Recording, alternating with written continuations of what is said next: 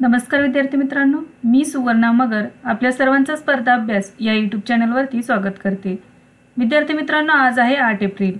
आपल्या daily current अफेअर्सच्या सीरीजमधील काही महत्त्वाचे चालू घडामोडीचे घटक आज आपण अभ्यासूया।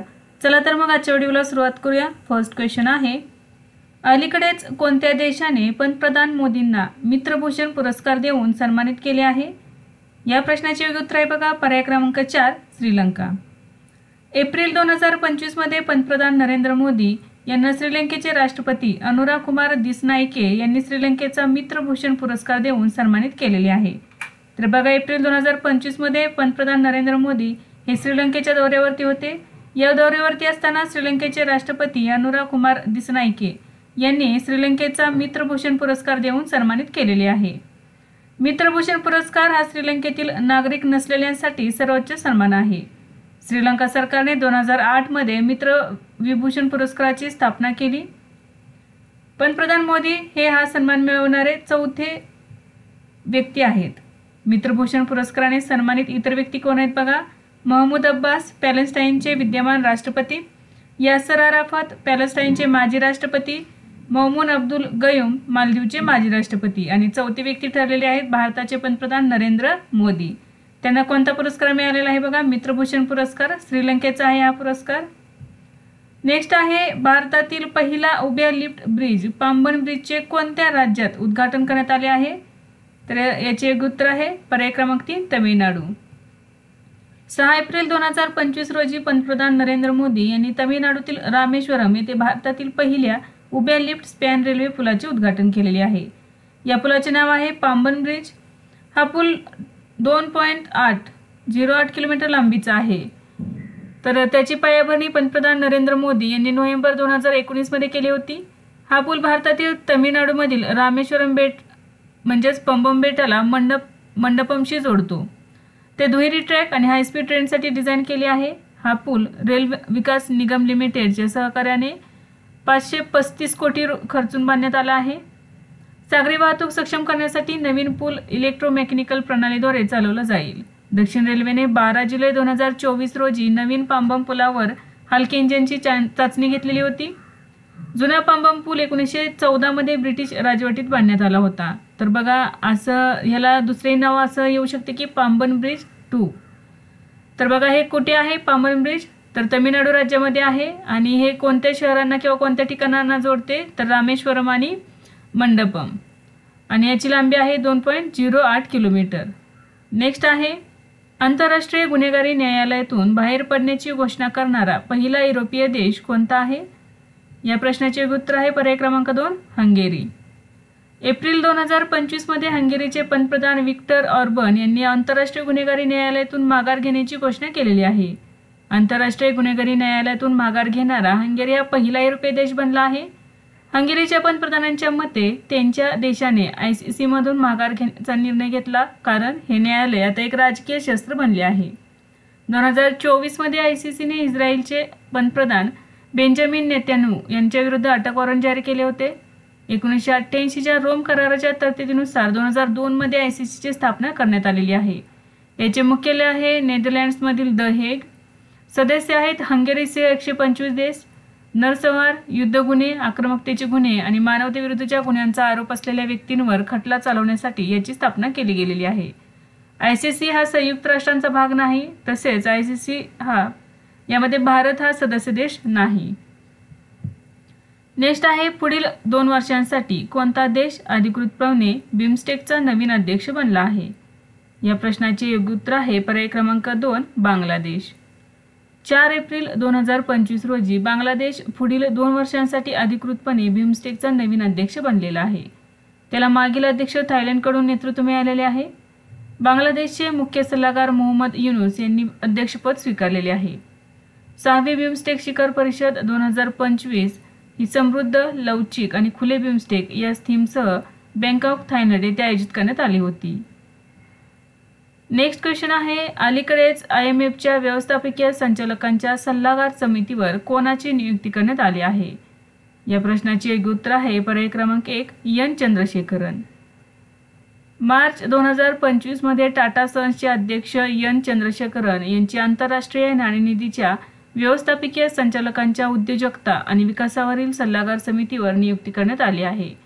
IMF व्यवस्थापकीय संचालक क्रिस्टालिना जॉर्जिवा यांच्या नेतृत्वाखालील परिषदेचे उद्दिष्ट जागतिक स्तरावर नाविन्य, उद्योजकता आणि शाश्वत आर्थिक वाढीस समर्थन देणाऱ्या स्थूल आर्थिक आणि वित्तीय धोरणांना प्रोत्साहन देणे हे आहे. टाटा सन्समधील त्यांच्या भूमिकेव्यतिरिक्त चंद्रशेखरन हे रिझर्व्ह बँक ऑफ इंडियाचे बोर्ड सदस्य देखील आहेत. नेक्स्ट आहे, कोणत्या राज्याने 2029 पर्यंत राज्य दारिद्र्यमुक्त करण्यासाठी शून्य गरिबी P4 उपक्रम सुरू केला आहे? या प्रश्नाचे योग्य उत्तर आहे पर्याय क्रमांक 2 आंध्र प्रदेश.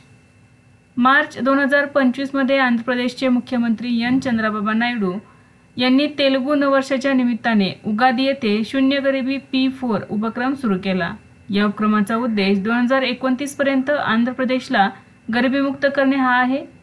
P4 उपक्रम म्हणजे सार्वजनिक खाजगी लोक भागीदारी, ज्यामध्ये योगदान देण्यास इच्छुक श्रीमंत व्यक्तींना मार्गदर्शन म्हणून नामांकित केले जाते, तर वंचित लाभार्थींना बंगारू कुटुंब म्हणजे सुवर्ण कुटुंब म्हणून ओळखले जाते.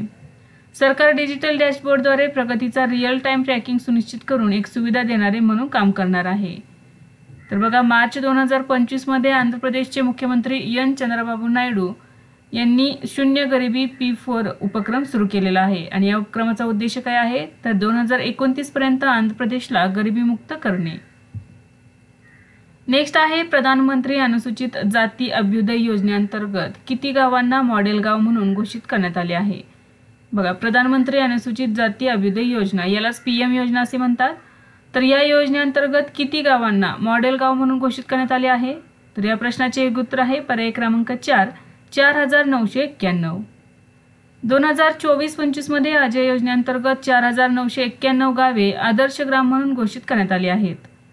प्रधानमंत्री अनुसूचित जाती अभ्युदय योजना 2021-22 मध्ये सुरू करण्यात आली. अनुसूचित जाती समुदायांची सामाजिक आर्थिक स्थिती सुधारण्यासाठी ही केंद्र पुरस्कृत योजना आहे. या योजनेत अनुसूचित जाती बहुल गावांचा सर्वांगीण विकास केला जातो. या योजनेचे 3 घटक आहेत. पहिला आहे आदर्श ग्राम, दुसरे आहे अनुसूचित जाती समुदायांच्या सामाजिक आर्थिक विकासासाठी जिल्हा राज्यस्तरीय प्रकल्पांसाठी अनुदान आणि तिसरा आहे वसतिगृहे. ज्या गावांमध्ये अनुसूचित जातीचे 40% पेक्षा जास्त लोक राहतात आणि एकूण लोकसंख्या 500 किंवा त्याहून अधिक आहे अशी गावे या योजनेअंतर्गत येण्यास पात्र आहेत. नेक्स्ट आहे, MotoGP अमेरिका ग्रांड प्री 2025चा किताब कोणी जिंकला आहे? याचे योग्य उत्तर आहे पर्याय क्रमांक 1 मार्क मार्क्वेज. डुकाटीच्या मार्क मार्केजने 2025 MotoGP हंगामात आपली प्रभावी सुरुवात सुरू ठेवली आणि MotoGP अमेरिका ग्रँड प्रिक्स 2025चे विजेतेपद जिंकलेले आहे. नेक्स्ट आहे, 18व्या शतकातील रामायण भित्तिचित्रांचे चित्रण करणारे विशेष टपाल तिकीट कोणत्या देशाने जारी केले आहे? या प्रश्नाचे योग्य उत्तर आहे पर्याय क्रमांक 2 थायलंड. एप्रिल 2025 मध्ये पंतप्रधान नरेंद्र मोदी 2 दिवसांच्या थायलंड दौऱ्यावर गेले होते. पंतप्रधान मोदींच्या भेटीनिमित्त थायलंड सरकारने 18व्या शतकातील रामायण भित्तिचित्रांचे चित्रण करणारे एक विशेष टपाल तिकीट जारी केलेले आहे.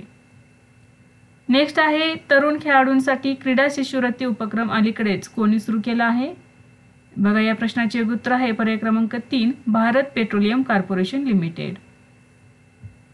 एप्रिल 2025 मध्ये सार्वजनिक क्षेत्रातील तेल विपणन कंपनी भारत पेट्रोलियम कॉर्पोरेशन लिमिटेडने राष्ट्रीय क्रीडा प्रतिभा विकसित करण्याच्या आपल्या वचनबद्धतेला बळकटी देण्यासाठी BPCL स्पोर्ट्स स्कॉलरशिप इनिशिएटिव्ह सुरू करण्याची घोषणा केलेली आहे. हा उपक्रम 13 ते 25 वयोगटातील भारतीय खेळाडूंसाठी खुला आहे, ज्यामध्ये ॲथलेटिक्स, बॅडमिंटन, क्रिकेट, हॉकी, बुद्धिबळ, टेनिस आणि इतर अनेक खेळांचा समावेश आहे. नेक्स्ट आहे, जागतिक आरोग्य दिन कधी साजरा केला जातो? या प्रश्नाचे योग्य उत्तर आहे पर्याय क्रमांक 4 7 एप्रिल. जागतिक आरोग्य दिन 7 एप्रिल रोजी साजरा केला जातो. हा दिवस जागतिक आरोग्य संघटनेचा स्थापना दिन म्हणून साजरा केला जातो. WHOची स्थापना 7 एप्रिल 1948 रोजी झाली, त्यामुळे 7 एप्रिल हा दिवस जागतिक आरोग्य संघटनेचा स्थापना दिन म्हणून साजरा केला जातो. 2025च्या जागतिक आरोग्य दिनाची थीम आहे निरोगी सुरुवात आशादायक भविष्य.